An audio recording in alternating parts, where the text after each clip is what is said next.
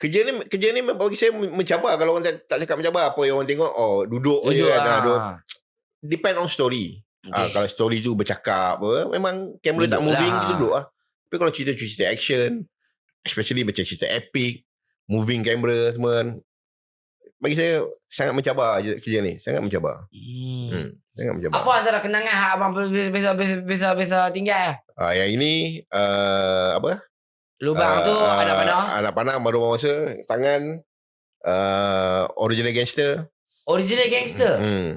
Dengan abang pun jadi gangster sekali lah. Tu dapat pagut tu. Apa yang ni abang kira jatuh macam mana tu? Ini pasal apa ni? Pasal apa? Pasal Allah Akbar, pasal apa bag tu? Airbag. Duduk discuss airbag tu kan. Tiba tengok airbag tu macam tinggi kan. Kita pun pergi try kan. Tengok ni tinggi ni, lepas ni try pada bam. Rupanya tak ada angin kan. Tengah discuss sebab kita dah fikir ni tinggi nanti macam mana nak cuci nak apa kan. Nak rendahkan sikit apa semua kan. Itu benda-benda itu. Abang try dulu lah. Try dulu lah. Kita try dulu lah.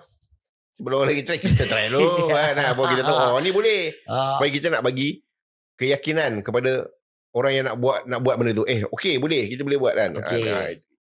Itu je lah. Mana kata kalau kata nak shoot, ada yang sampai kena terjun sekali lah. Ada setengah yang kamera rigging dengan kamera terjun ada.